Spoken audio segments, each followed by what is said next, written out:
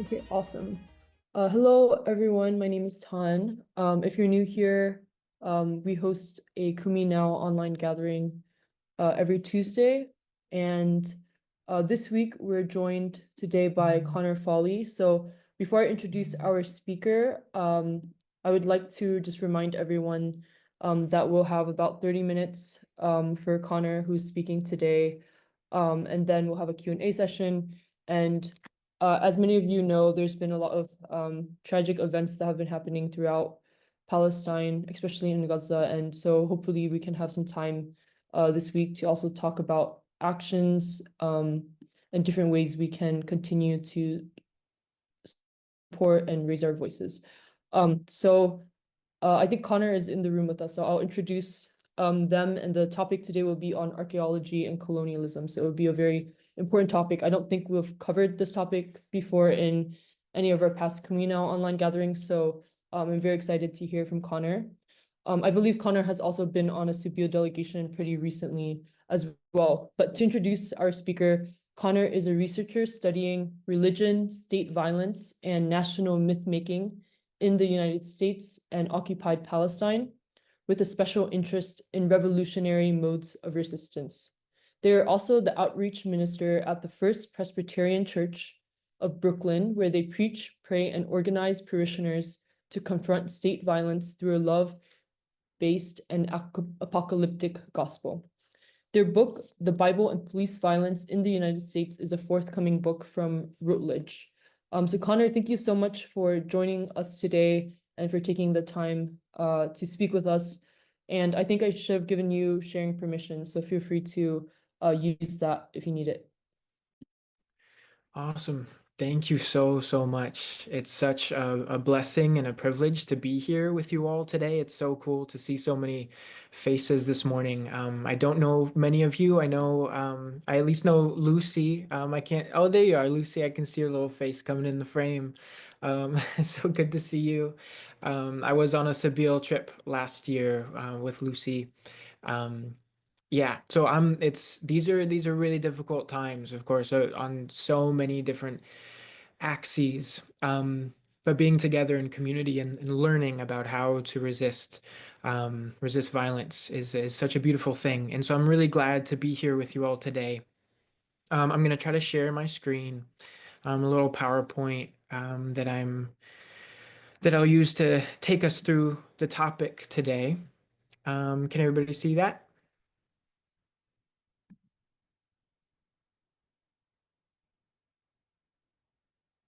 Can I don't, folks see? I'm trying to see. Yeah, I think we can see it. Okay. Make this full screen. So yeah, as Tan was just saying, my research focuses around myth making, national myth making, especially as it relates to religion and in the Bible specifically for me as this kind of text to the Western civilizational project. So my background, I did biblical studies in undergrad and got my Master of Divinity from Princeton Theological, and have published a number of articles, and a book is forthcoming on these topics. And the focus of today's talk is based on an article that is actually just published today. We didn't quite plan this out exactly this way, but just happened that this new article that I've published called "Occupying the Past: The Carceral Archaeology of the Israel Antiquities Authority" is just out today, and that will be the sort of focus of today. So colonialism and archaeology is a huge topic. And so the way that we're going to try to enter into the conversation is through this specific agency, which is the Israel Antiquities Authority. So my first encounter with the IAA came through the Museum of the Bible. I don't know if anyone's ever been there, but it's in DC. It's pretty new, just within the last decade. And there's a lot of interesting writing and research into the family, the Greens, who developed this museum. They're the founders of Hobby Lobby.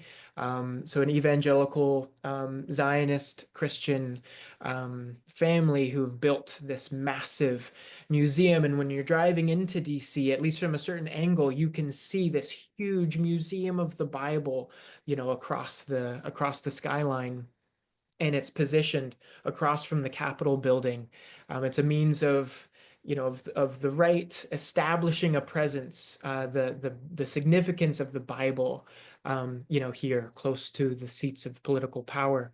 And so, in one of their exhibits is a room dedicated to the Israel Antiquities Authority, and all the artifacts in there are from this organization. There's a plaque at the front that says the exhibition was created by the IAA from the collection of Israeli national treasures. And in a little room inset to the larger one is this video playing of this guy, an Israeli guy who's walking around, these old ruins, and he produces an old shekel, from 1,000 years ago or whatever. Well, a couple thousand years ago. And then, a new Israeli shekel next to it, and places them side by side for the viewer to see. What they're trying to do is create this unbroken linkage, right, between contemporary national claims to possession of the land and the material heritages that are contained within the land, and this contemporary national project, an ancient one. And so I was interested in this, as I was going around and taking in all of the museum. I was like, what is this? What is this Israel Antiquities Authority? And it guided me into asking a few questions about it. I'm not sure why the screen isn't changing. Here we go. Right. So I wanted to know, what is Israel Antiquities Authority set up to accomplish, right? What are its goals, and what are the mechanisms by which it achieves its goals? How does it accomplish these things? And what are the implications for this struggle toward Palestinian liberation? What kind of role is the IAA playing in this process? So you got to begin with just a very brief history. In terms of, Ottoman colonial governmentality, British colonial administration, and Zionist incursions and settlements even before the founding of the State of Israel in 1948. Each of these groups were interested in the archaeology of the Holy Land, and they all had their own particular interests in certain kinds of heritages, certain material cultures, and were sort of uninterested in others. But these laws were developed through each iteration to secure the archaeological interests of each state form. So the Ottoman Antiquities Law sort of developed, was taken up into the British Mandate Law, and finally into the Israel Antiquities Law of 1978, which was rehashed just a little bit in 1989, right before the Israel Antiquities Authority was properly founded in 1990.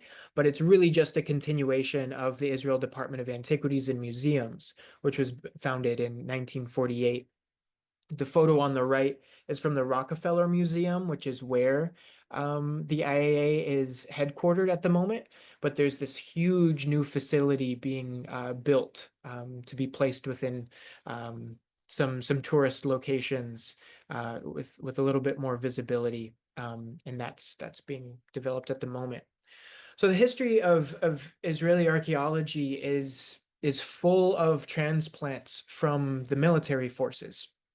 So names that are somewhat in some popular consciousness, folks like Moshe Dayan and Yigal Yadin. These are folks that some folks might be familiar with, IDF commander, IDF chief of staff, respectively. And then once the IAA is founded in 1990, the first director, Amir Drori, is an IDF general. And then Yisrael Hassan is a former director of the Shin Bet, deputy director of the Shin Bet. And then at present, it's Eli Escuzito, who's an IDF reservist, and is the present director. So they're supposed to enforce this antiquities law. So there's so much that's interesting here about what kinds of jurisdiction and legal powers are granted by this law, but I just want to highlight a couple of them. So 2A, the antiquity shall, within the boundaries fixed by the director, become property of the state. So anything that is identified as an antiquity just becomes the property of Israel through this law, no matter what community it came from, what historical era, geographical location within Israel. It's all going to become the property of Israel. 25b1, the inspector shall have the authority of a police officer in according with paragraph 2 of the Criminal Code. 26a through b, the inspector can stop any vehicle and conduct a search, enter any place and conduct a search, seize any object if the inspector has probable cause to believe that an offense that violates the law was committed with it. 32a, the minister may expropriate an antiquity site, the expropriation of which is, in his opinion, required for the purposes of conservation and research. Any land, the expropriation of which, in his opinion, required in order to enable digging thereon. So just think about what that means, right? Anything that seems interesting, seems relevant to the preservation of heritage, right? Antiquities, which, as we know, right, the Holy Land is full of these sites. All of it is, right? Anything could just be identified as significant to the cultural heritage of Israel and expropriated as a site that the IAA can then control, can securitize, and dig upon, and then use its artifacts to tell certain stories. 42b and c gives the IAA the authority to employ police officers or other authorized parties to set up boundaries, remove people from premises, and regulate the behavior of visitors therein. So this is nearly totalizing control, right? If there are antiquities at issue, the IAA can go in and annex that place, can set up security, and expropriate whatever is found there. And this is weaponized in a range of ways that we'll come to discover over the next few minutes. So the director of external relations, John Seligman, has called this law that his organization is meant to enforce dictatorial. And we can see how it's enforced through this longer quote from Amir Ganor, who's one of the robbery protection specialists. He says, "We're a special unit. Most of the people in this unit are officers and reserve officers, so we work like an army, using the same methods like ambush. We work under cover. We use special equipment like night vision, binoculars, and other things. We try to catch them when they're doing the digging. Because we have a lot of archaeological sites and we can't put a guard at each site all day, we try to know about what they plan before they go to a site. One of our branches acts like the army, another does all the things the police do, and the third is the intelligence. We have many sources of information. Many people work for us, give us information, give us news from the field. We try to catch all the picture of what is going on in Israel. After we know about a team that works together, we try to collect evidence. Sometimes we send people undercover to dive with them. Sometimes we're watching from the beach to the sea. We have also a ship." So think about the military pattern, right? The carceral pattern of what is supposed to be, right, a sort of non-hostile professional cultural practice of going into certain important sites and identifying what's significant archaeologically. But for them, it's become this military carceral apparatus that has really profound capabilities. And so here's some examples of the way that it's used in practice. So numerous reports document the arrest of Palestinians for antiquities crimes, like the 4 men arrested after intensive surveillance led to their incarceration, or the gang of Palestinian looters armed with rudimentary tools and a metal detector, all of whom were indicted by an Israeli court, or the 6 men, all from the same family, who were convicted for taking a small lice comb from a remote archaeological site in the Judean desert. About this last arrest, Guy Fatoussi, director of the IAA's Southern Region Prevention Unit, said that, quote, "It's good because besides the prison thing, we now know these people. We have lots of information now. It's making this war easier.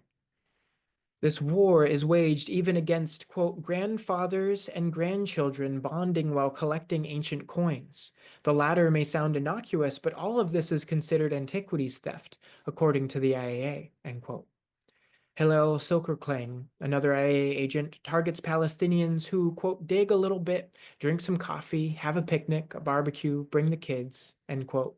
Though there are big fish too who, quote, "do the planning and they say, 'This is where I want you to dig, I'll pick you up later,'" end quote. Hardly as organized or powerful as settler groups like Elad, which we will learn more about in a moment, the IAA focuses on policing Palestinians while facilitating Israeli excavation and expropriation, even as those projects do not adhere to the IAA's own legal standards. So you get this picture, right, of people, of Palestinian folks indigenous to the land, who don't have access to their own material heritages. Even to go out and, enjoy the afternoon and dig around a little bit, and sites that should belong to them are now sort of incarcerated themselves by the Israel Antiquities Authority, and themselves can be incarcerated for doing so. To juxtapose that with another example of ELAD and the way that settler organizations work in tandem with the IAA, the Israeli government generally, to create a very different experience for settlers and visitors to occupied Palestine, to Israel. I just want to play this video to give you a sense of the disparity. In the Emek Zurim Park, visitors can sift through debris from the ongoing excavation in the city of David. That's where Liel Kudakop found a rare silver coin from the time of the Second Temple. It feels something not normal. And go to their archaeology was there, and he cleaned it a little bit, and then he told me and for my family that's a silver coin. At first, Liel's father thought they should throw it away. Actually, it didn't look like a coin, so I was thinking to myself, this is some kind of stone, and actually I told to the girls put it in the garbage can. But they insisted that this is a coin, and they took the coin to the archaeologist that was on the site, and he confirmed that this is indeed a coin. I was very excited, and it's like some happy feel because somebody touched it before 2,000 years, and right now I'm touched. This is a very rare find. Together with this silver coin, we know from the archaeological documentation only 30 other silver coins from the rebellion. So that just gives you just a super quick little picture of the difference, right, between Palestinians trying to do it in an afternoon, or even, as a family going out to do a little digging themselves, being incarcerated for it, and folks from all over the world being able to go under Israel's control and do digging and find artifacts that can be used to reinforce the narrative that Israel wants to tell about its relationship to the land. So where that is, that park that they were talking about is based in East Jerusalem, the city of David, which is bordering Silwan, this neighborhood on the outskirts of the old city in East Jerusalem. And so when we went and saw this. Some folks might be familiar with Silwan and these images of the eyes looking, and the eyes again juxtaposed to a different kind of eye, a kind of carceral gaze. This photo on the right is one I took from when we were there, seeing all the cameras. I don't know if there's 10 cameras there, all pointed in every conceivable direction to securitize this area, this fence. I wish I had been able to get a better picture of it, is guarding this place, what's supposed to be the pool of Siloam, a place of particular importance for Christian folks, but also for Jewish folks, which is in this neighborhood of Silwan. So it's really blurry on this picture on the right, but there's a security fence all around this site. It's emblazoned with Hebrew, the Hebrew for City of David. In order to get in and access this site, you have to go through a turnstile that takes shekels. This is, of course, in a Palestinian neighborhood in East Jerusalem. Israel has no international legal jurisdiction over this area, but through the IAA, they can go in and do exactly this kind of thing with it, securitize it,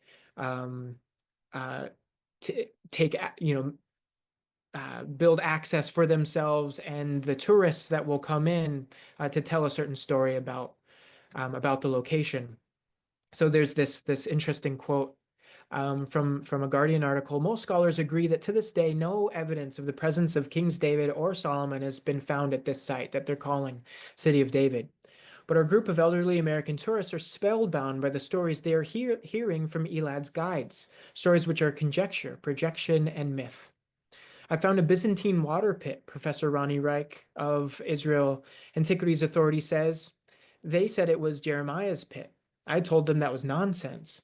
But for a long time, the guides would tell the tourists that this was the hole Jeremiah was thrown into. Close to 500,000 visitors come here each year and are treated to the Elad version of history. So there's this relationship between the IAA and settler groups like Elad, where they allow them to go and tell these particular national myths, right, about the Israeli connection to the land, to the exclusion of the Palestinian, to go into a neighborhood and erase the Palestinian connection, call it the City of David, call it the Pool of Siloam, and bring folks in by the hundreds of thousands to tell them their particular story of what these archaeological sites mean. Raz Kletter is another former director of the IAA. And he says, in all sites under discussion, remains from Islamic periods are treated as unimportant and usually dismantled. The heritage of the other, right, the non-Jewish, the non-Israeli, is orphan heritage. In all sites, there are no signs in Arabic, although until 2018, Arabic was an official language in Israel. The entrepreneurs, right, read settlers, in East Jerusalem aim at exposing our heritage and ignoring or silencing theirs. The vast majority of these excavations benefit the settlers, not the Palestinians, and therefore they transgress international law. Doing archaeology as it is done in East Jerusalem today is pitiless robbing of a poor man's lamb. It is repeating the sin of David in the City of David. And one might extend the biblical analogy just a bit by saying that in the same way that David needed to shore up this narrative of a woman without a husband by going and killing the husband, they have to shore up the narrative of a people without a land by erasing Palestinian connection to the land. Raz Kletter, by the way, is still a part of the IAA. He's just critical from within it, but is still entangled within all its violences. Al-Haq, which is a Ramallah-based Palestinian NGO, talks about this particular site, Finding David, Unlawful Settlement Tourism in Jerusalem's so-called City of David. They write that the tangled links between the IAA and the settler organization are internationally known. In 2015, the British Foreign Office Minister Baroness Annalay said she was concerned that this link has led to Israel Antiquities Authority's support of radical settler activities in and around the old city under the guise of tourism and protection of Jewish history. The report goes on to describe in detail how all of this is accomplished. The IAA, of course, core to the project. So what is all this for? What exactly is being accomplished culturally, narratively, by the capture of material heritage is through the IAA. Nadia Abu al-Hajj has written about colonialism in Palestine, and this is a longer quote, but it's just so clarifies what's going on here. She says, archaeology emerged as a principal site for the repeated enactment of Jewish presence. It was through material signs of an ancient and supposedly an uninterrupted occupancy that the Jewish national home and nation were continuously brought into view. Through the very nature of archaeology's historical practice, epistemological commitments, and evidentiary terrain, it helped to realize an intrinsically Jewish space, continuously substantiating the land's own identity and purpose as having been and as needing to be the Jewish national home.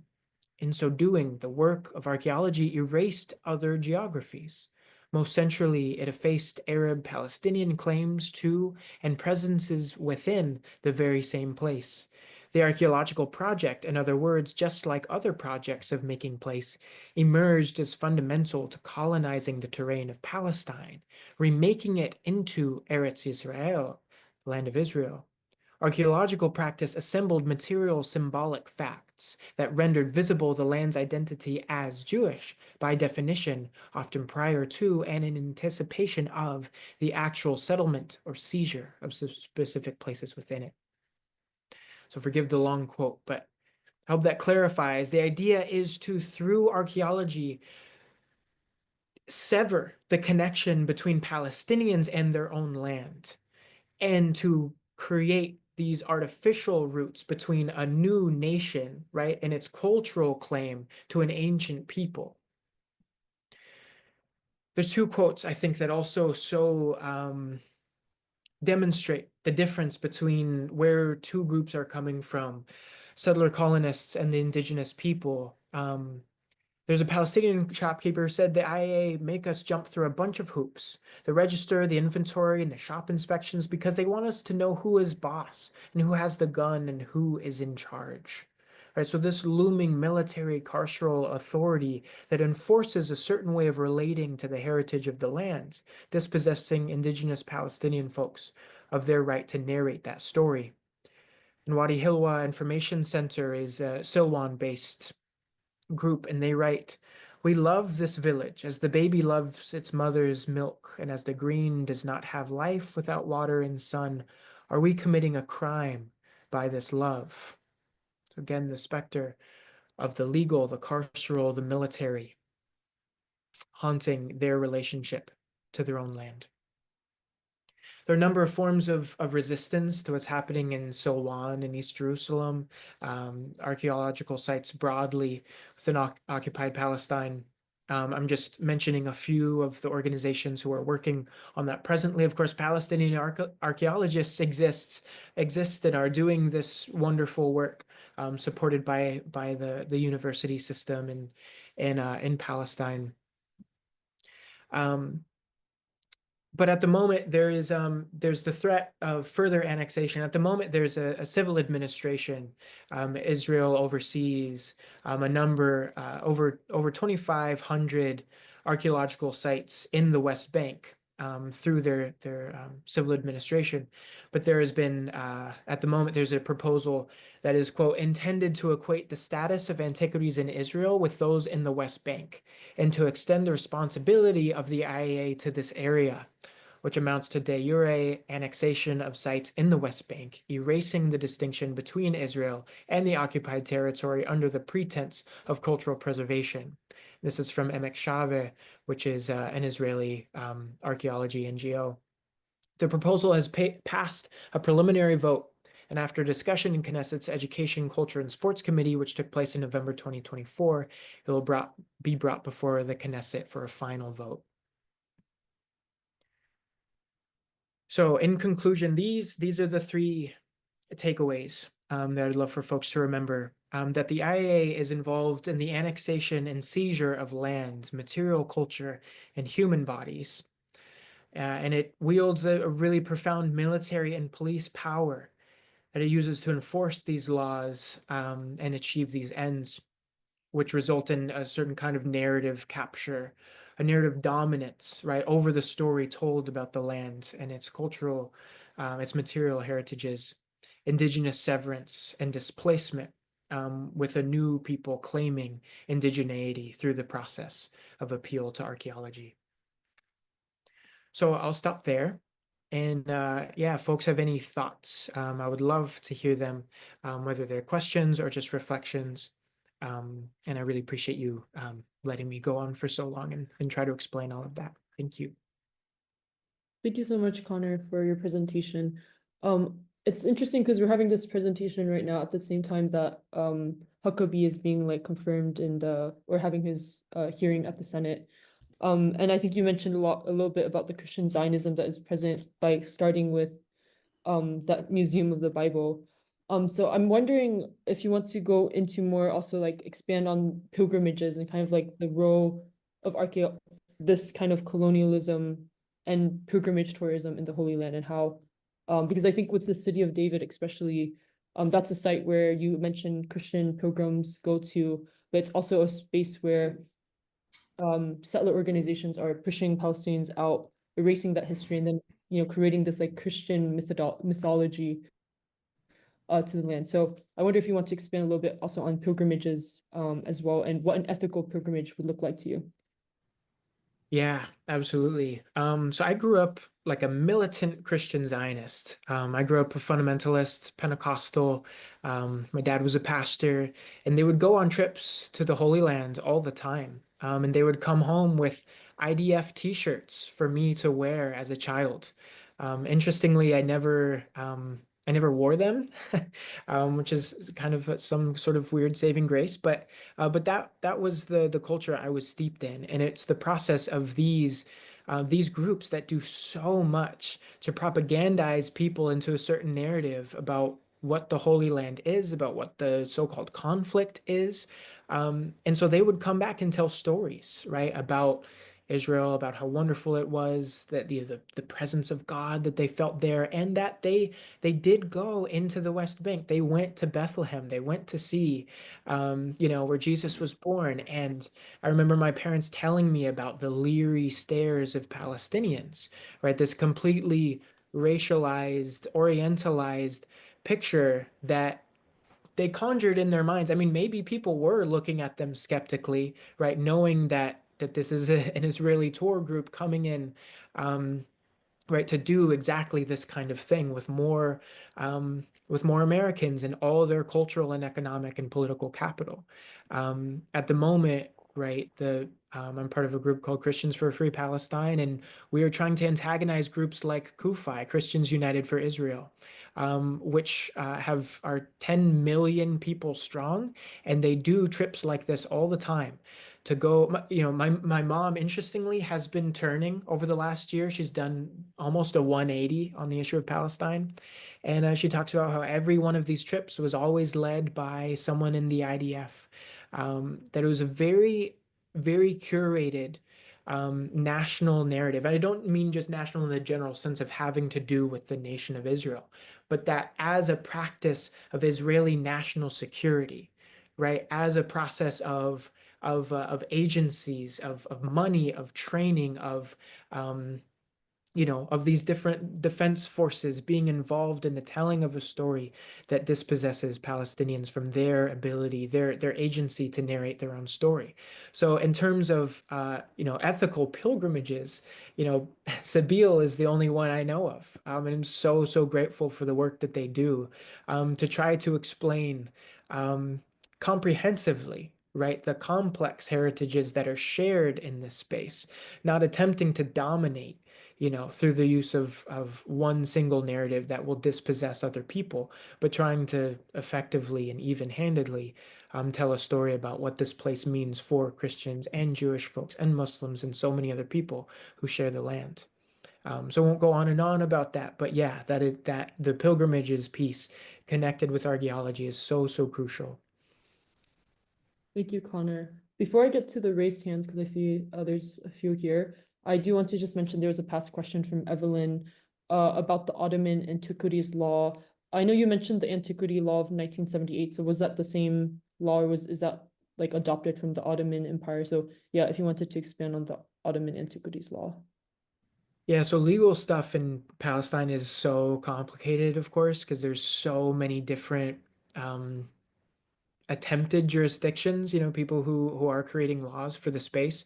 But the Ottoman law has dominated archaeological law, has been basically um, the core that British Mandate law was built upon, and then Israeli law on top of that. But there are still Ottoman laws that are used, right? I think folks are familiar with the way the Ottoman law is sometimes used to, to justify house demolitions in the West Bank, things like that. So I won't go into the specifics of it, but just to say that it's an early colonial power and colonial law that has just been repurposed in various ways and made more specific to the interests of the different colonial powers that have made use of it. Thank you, Connor. Fahed, do you have your hand up?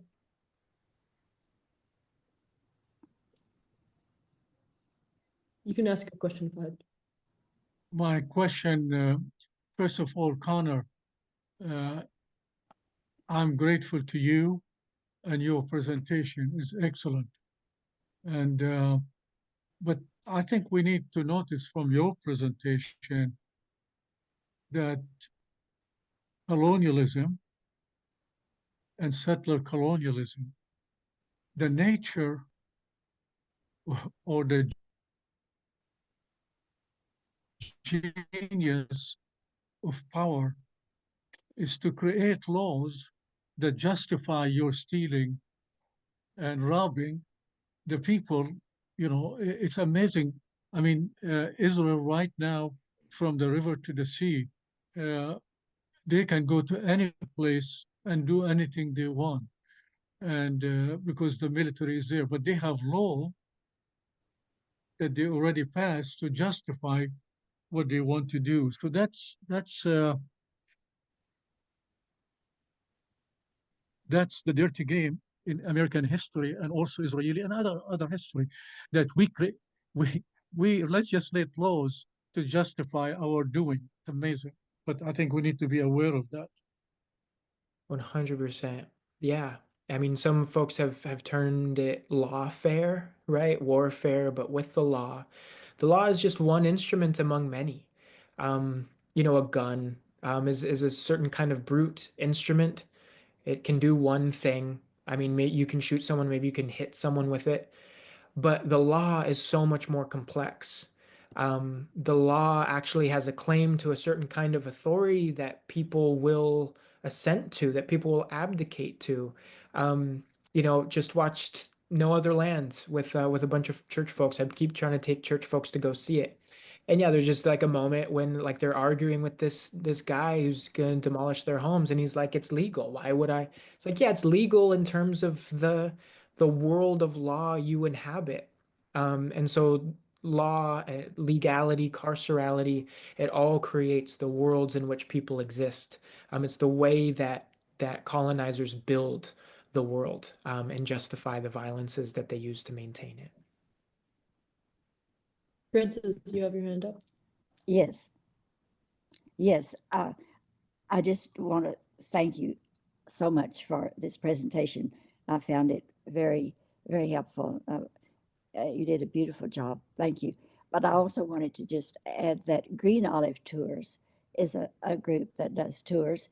It's run by both Israeli and Palestinians, but it's very, very pro-Palestinian, and it's very good in taking people to sites in the West Bank. And anyway, I really appreciate the work of Green Olive Tours. So you might look into that. Absolutely. Thank you for that. I didn't know about them. It's good to know. I'll look them up. Yeah, thank you, Francis. Diane?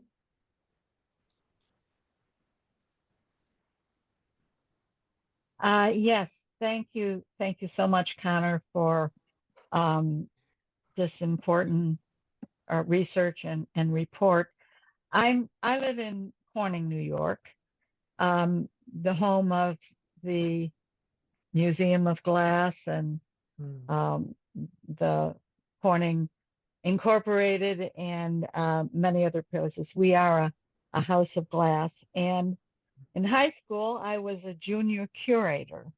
And that was in the 50s, in the late 50s, and then in the early 60s, before the occupation of the West Bank, Corning archaeologists and curators did a trip to Jalomay, which is close to Haifa, and they did a dig at an ancient glass factory.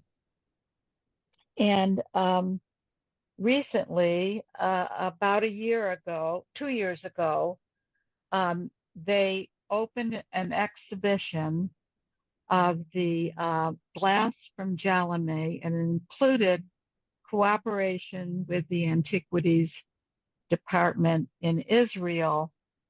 And their intent was very driven by well-meaning things that they felt like they had no right to have these ancient glass pieces. They belonged to Israel because that's where so in cooperation with the Antiquities Department, they prepared an exhibit before they returned these glass antiquities over to the Department of Antiquities in Israel. But in preparing for that, they somehow asked me to give my opinion and input, and they felt like they should ask other people in the community. So we formed a committee, which they called their consulting committee. And in the process, I discovered that Jalame was a depopulated village, and I even knew the date when I think it was the Carnelli Brigade went in and ran the residents out in 1948, and I think it was early May. And it was just 2 days before the exhibit was supposed to open that it was the 75th anniversary of that depopulation. Meanwhile, in Jalame is the notorious interrogation center, and I found articles that showed that children were tortured in that interrogation center at the same time that we were preparing for what we called the other side of Jalame, which was a rally. Only, 15 or 20 people came, but it included people from the museum who were willing to speak and listen to what was going on in Jalame. And at the same time, there was, I'm trying to remember his name, the hunger striker who was going on the longest hunger strike. He passed away the week that we had that opening. He had been tortured at Jalame before he was sent to, I think, Jaffa or some other place where he passed away. We live streamed that rally, and Marianne Grady Flores, I don't see her here today. She is the one who put it out on live stream. I'm looking for my copy and I can't find it right now. But we became interested in trying to form a connection with Jalame, and we discovered the best way to do that was to form a connection with Ibeline, because it's very close to Jalame, and Ibeline, of course, is where Father Shakur. And I had talked with him, and he said, yes, there are residents in Ibeline who actually were run out of Jalame. I am very much interested in trying to follow through with this. We've kind of looked into being a sister city with Ibeline, but with so many other things going on. But the museum is interested in that as well. So this is something I really want to follow through on, but it's very difficult. Ibeline is also the place where I painted a mural. And so that's very close to me as well.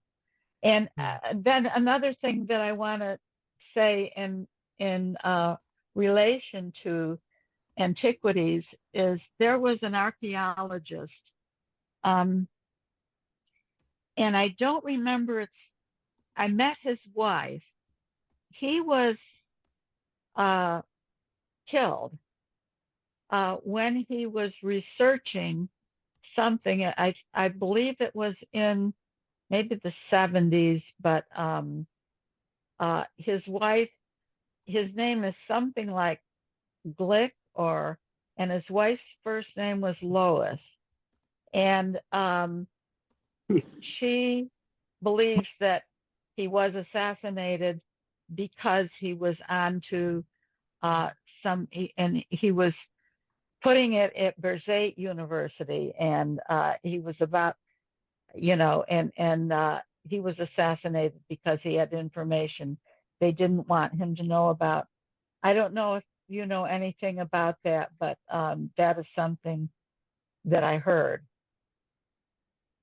Thank you. No, I think Thank you're you right. very And much. of course, yeah, and thank you for your comment. That story is so fascinating. Um, yeah, I think you're right that he, as someone who was trying to emphasize Palestinian agency over their own, archaeology, that was something that, yeah, that led to his premature death. Yeah, and then the story about the village. I mean, that's what the IA is constantly doing, right? There's stories about them like going and they'll just like dig up graves, and if it's Muslim folks, they just throw the bones into boxes and throw them into storage somewhere. Like there's no care about the fact that these sites that they're excavating are the sites of depopulated villages, places where Palestinians have long deep roots, but they're going to to sort of leapfrog those realities and find the little bits that justify the Jewish presence in the land and capture them for a nationalistic narrative. Yeah, thank you for that. Also, I just want to add as well, some people have asked if your article that you mentioned, you published today, if it's available online for people. If so, if you don't mind like linking that, I think people would appreciate reading your article. Yeah, absolutely. Let me find it real quick so I can drop the link in the chat. While I'm looking for this, I'll just things that I forgot to say that I wanted to add was things like there's only ever been one Palestinian who's been allowed by the IAA to excavate.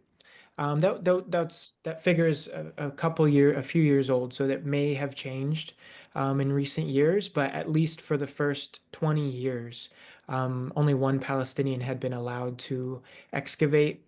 And 99% of the people who have been incarcerated for crimes related to antiquities in Israel have been Palestinian. So that just is a really stark, those numbers are really stark examples of who is being served. So there's that link. That's the link I got as like the author, because like you have to pay for it to like look, but I could send like an off print of it, or maybe if you click on this link, it'll just show it to you. So I hope that works for folks. Thank you, Conor. Margaret, do you have a question? Thank you very much. I'd like to join all the others in thanking you very warmly for the presentation today. I'm a Canadian living in Scotland and interested in archaeology and in a general sense, and very much aware of the way in which the Palestinian villages, which were obliterated at the time of the creation of Israel, in some cases are still to be found in areas that have been covered with trees. Sadly for me, one of them is called the Canada Forest, funded by the Jewish National Fund. But there is an immense richness in Palestinian archaeology to be found in these sites. And there is work going on. In fact, I'm sure I learned about it through a Kumi Now webinar by people who are identifying the sites of these villages, giving them their Palestinian names, because of course the place names are also a tool in what you have been describing today. And that brings me just to another resource which you may well be familiar with, and that is the Atlas work with Palestinian place names that has been built up by wonderful scholarship and collaboration for the purposes of wide knowledge of Palestinian settlements and their antiquity. But thank you very, very much again. Oh, thank you for that. Yeah. Yeah, I remember one of the most striking images was like being in Hebron and seeing like the Arabic scratched out, on one of the street signs, right? Like that visualization of what's being done, all over the place in Israel proper, in the West Bank, in Gaza. That's another dimension of this is like Eli Esposito, the present director of the IAA, has like posted pictures of artifacts that they've taken from Gaza, that they've looted from Gaza, saying that, oh, but this is important for our heritage, while also, of course, just eviscerating, everything, right? Absolutely everything, including some of the oldest archaeological sites in the world, oldest buildings, oldest churches and mosques, all that stuff. The IAA complicit in that, right? So I think we don't have a lot of time, so I just want to focus on if you have questions, just to put it in the chat so that we can make sure to address them. So Majida, I think she has a question on, you mentioned earlier that when the Israeli archaeologists stumble upon a site where a Muslim was buried, can you elaborate on what they usually do when this is encountered? Yeah, I think that was in your presentation earlier. Yeah, well, the examples I know of are of them like the bones were discovered much later by other people who came in and were like searching through things in the archives of the IAA and uncovered boxes of bones, boxes and boxes of the various graves, of non-Jewish folks who they just collected, just tossed, in the same way that there are mass graves in Gaza presently. They're just sort of these mass graves in the archives of the IAA where the bones of Muslim folks have been. So I'm not sure that that's standard practice, right? Or like what that actually suggests about the day-to-day activities of the IAA in relation to those sites. But that's what I know of. Those have been the more publicized instances of the interaction between the IAA and Muslim burial sites. Thanks, Connor. Robert, do you have a question? Yes, I was just wondering whether you're familiar with the book, The Invention of the Jewish People by Shlomo Sand, an Israeli historian. Mm-hmm. You are? Okay. Yes. Because that's a very important, because it shows the connection of the so-called Jewish people is not the one-to-one connection that they say, because there was no mass expulsion of Jews from the Palestine, in the Roman times, but rather most Jewish people are descendants from converts. Yeah. Okay, that's my point. No, totally. It's such an interesting argument. Yeah, and at least the fact that right, like because it's indisputable that Jewish folks have lived in this land, right? That's not that's not what's at issue. What's at issue is that this new nation state says that it has a right to jurisdiction over all of this land and the folks who are living there. It doesn't matter what their nationality, what their ethnicity. If they're not Jewish, they don't have the same place or any place at all. And so what folks, and I see some of these questions in the chat about like, so what do they do with the fact that there's obviously been other presences here besides? It's like, yeah, that's not a problem for them, right? They know that, they know that Haram al-Sharif was built over the Dome of the Rock, right? And so, but this is all superficial. This is all secondary. We are the ones with the actual roots. We get down below here and we see that, oh, these are all Jewish artifacts that justify contemporary national claim. And those are two separate things, right? Between saying that there are Jewish people who have lived in this land and who have a cultural connection to it, to saying now we have a nation that can supplant all other claims to this land and expel and kill and genocide both the people and their heritages. So they just sort of slough all that away, right, as unimportant, as eventually that will fall. Eventually that will be replaced with a new temple, right, in certain um, religious zealots' minds. And most of what we're talking about is a lot of, European colonialism and immigration to this area, and the presence of that uh, uh, the European presence being justified through things like archaeology and saying that, oh, this is our connection to the land. This justifies our presence here as a nation state. Thanks, Connor. So we don't have a lot of time left, but I do see 2 hands. So let's just have, if you have questions, try to keep it short so we can have some time for discussion later. But Randy, you have your hand up. What Connor was just talking about, I don't want to oversimplify the process of archaeology, but often what happens in these digs is the upper layers excavated first, and until they reach an area where there is signs from Israeli period of the kingdom, that all gets it doesn't get cataloged, it gets destroyed, it gets put aside. And the same way, once they've reached that level where there's evidence of Israeli presence, they don't go any deeper to see if there was further archaeological evidence going back before the times of Israel as well. Yeah, that's correct. Yeah, it's all guided by a very narrow interest, and there are only so many resources, only so much time, and there's only a particular story we want to tell. We're not interested in the Palestinian story and the Muslim story and the Christian story.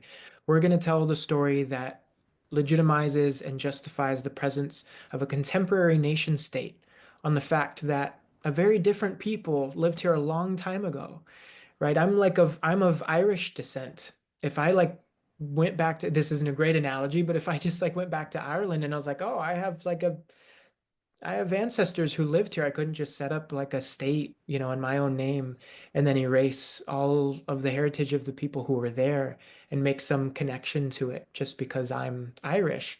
Right? These are to confuse so many different categories for the purpose of propaganda and the erasure of entire peoples. Thanks, Connor. Ted? You're the chair. It's for you, right? I know. I think you guys are, wait. Do you guys have a question? I think you guys got muted again. There's a great book, I don't know, I'm sure some are familiar with it, called Sacred Landscapes by Maron Ben Benisti.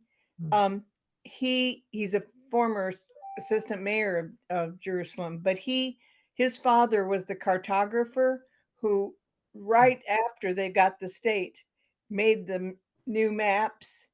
And as a child, he went with his father to all of these villages. And so his father did that, befriended the people in the villages, so he knew all about them. And he was just a child, and he made a vow he was going to write a book, but he was going to wait till after his father passed away. And so this book is all about the 400 and some villages that were wiped off. Wow. Thank you for that. Sounds fascinating. So we're at the end of our hour, so I just want to make sure I ask you one last question. Then if there's another discussion and you still have some time, we can talk. But what do you think is the duty of, well, you mentioned your Christian heritage and your story, but of Christians and of international citizens in regards to how this presentation might be relevant to their work and their activism. So I wanted to maybe hear your thoughts on that. Yeah, so this is sort of, I even made a disclaimer in the article about spending time talking about archaeology in the context of everything that's going on at the moment, right? I mean, people are just being slaughtered, right? Archaeology is part of this, but it's not the most acute need at the moment. but it's a part of this system, right? This juggernaut, this entity, this settler colonial project called Israel, driven by this engine of Zionism. And so I think wherever people find themselves, whatever point they can antagonize, it doesn't have to be right. So for me, for the archaeology piece, it comes up in biblical studies all the time. Like I'll be doing stuff and I'll be reading a thing and looking through an artifact and like, oh, that came from the IAA. And the IA is really concerned about this new law that might give them jurisdiction over all of the West Bank because they're afraid of international boycotts. And they're taking that really seriously. The director has commented on that. They actually don't want this to happen because they think they'll be so ostracized for it. And my question is, why are they not presently ostracized? Right? Like this, when is settler colonialism okay? It's okay if it's just like a few years ago, but if we do it now, that's not okay. Like they should be boycotted, they should be ostracized. It should be non-normalized in every space we're in. For me, those are academic spaces with Israeli scholars, going to places like the Society of Biblical Literature, the American Academy of Religion, and interacting alongside Israeli scholars who are using data like this, who are embedded in the organization in various ways. But to say, I think that everybody has a different angle from which they can antagonize the structure, right? The IAA has no money to affect its goals if we are contributing to the boycotts, right? If we are divesting, if we are right, so it all trickles down and it all coagulates and coalesces and they connect with one another. So just encourage folks wherever you're at, even if archaeology isn't your particular space, to keep doing the work wherever you are with folks who are partnering with Palestinians and working toward liberation. Thank you so much, Connor, for that reminder to boycott and continue to do that in our different ways and wherever we. So it's the end of the hour, so I didn't want to, waste more of your time. So if you are like you still have time, I think there might be like a little bit of a discussion. We usually try to do actions or advocacy. So if you also have any campaigns you want to mention, feel free to do that before you leave. But I'll leave this hour now or the next 15 minutes to just more of an open discussion. So feel free to stay if you can. If you can't, no worries about it. I do see some hands up still, but yeah, I just want to thank you for your presentation and your time. Yeah, thank you so much for having me. And I'm happy to stick around for a couple more minutes if folks have other thoughts. I'd love to hear them. Yeah, awesome. Diane, I think, did you put your hand up again? I just have another question for Conor. As I mentioned before, I'm very interested in some follow-up with people who may have been in Jalame and uprooted and that might be in Ibeline right now. Is there any chance that you could follow up in Ibeline? I know someone gave me the name of a teacher there who has been doing some research, and it won't be very long before anybody who is from Jalame or surrounding areas who ended up in Ibeline won't be there anymore. And if there's any chance, and I would love to follow through and have someone else follow through on that. Yeah, let me put my email in the chat for you and for anyone who's interested in being in contact about anything on these topics. Okay, thank you. Thank you. Yeah, very important work that you're doing. Ellen, you have a question? Yeah. I think you're still muted, so okay.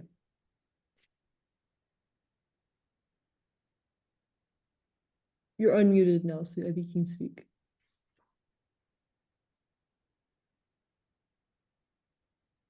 Hello, am I on? Yeah, we can hear you. Thank you. Hearing these archaeologists, it's a question that's been in my mind the genocide that is going on and the basic approach of Israeli supremacism is rooted in part in the Torah history that when we had enemies like the Amalekites and when we crossed into Jericho, we destroyed them all down to the little kids. But when I look at and so that justifies, that's what you do with your enemies. And that's what they are doing now in the name of history. But as I look at the archaeology, and I'm not a scholar, there isn't any history in the rocks of cities being destroyed and rubble. And it seems that what actually happened when the Jews came into Canaan land, they moved in among the other people and they lived together. And there was not a destruction of the other. There were difficulties, but not an overwhelming destruction. For the archaeologists, is there a history of cities being destroyed as the Jews came into the land?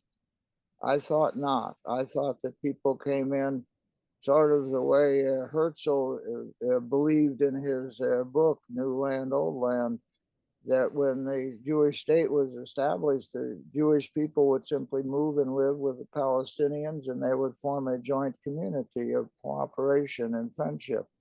That's what it should be. Is there a history of destruction and old cities being completely ruined by the influx of the Israelis when they took over in various times? That's a question for archaeologists, if anybody has insight on that.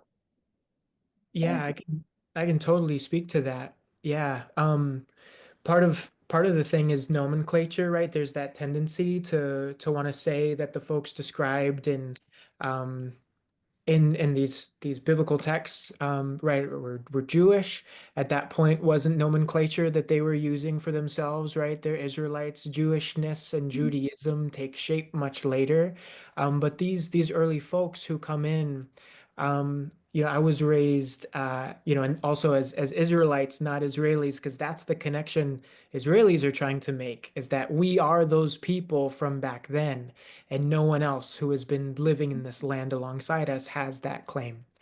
Um, but so yeah, the conquest, Joshua is supposed to have led, killing every breathing thing, cutting babies out of pregnant women's stomachs, like that's supposed to justify the contemporary claim, which is really a wild thing when you think about it. So one genocide is supposed to justify a new genocide. So you came in and colonized that land way back, and so now you have a right to it. It doesn't make a lot of moral sense, but it doesn't make any historical sense either.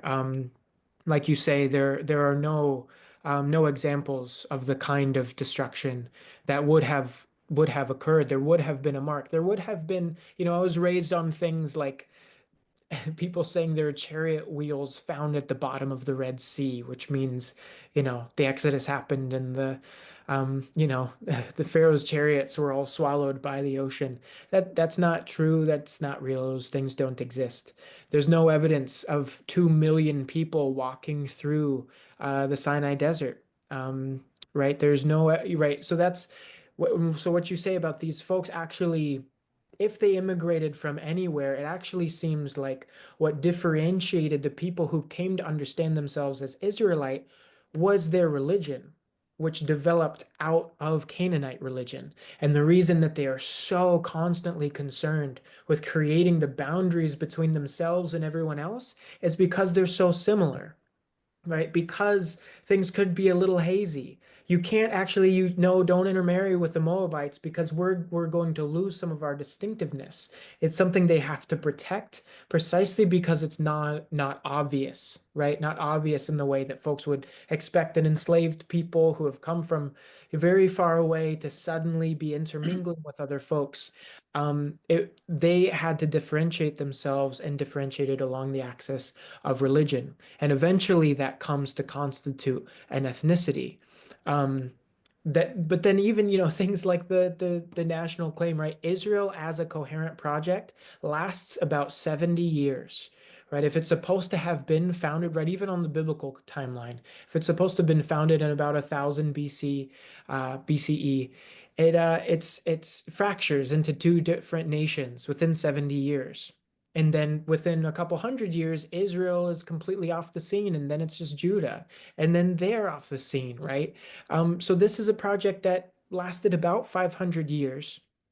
And now this is supposed to dominate contemporary geopolitics and efface and erase any other national or ethnic claim to that same land. And so, yeah, just on an archaeological level and according to the biblical text, I don't think it even sustains those claims. Thank you so much for your response, Conor. Thank you. Thank you. Yeah, Jake, you're unmuted, so you can talk. You can hear me? Yeah. Yes.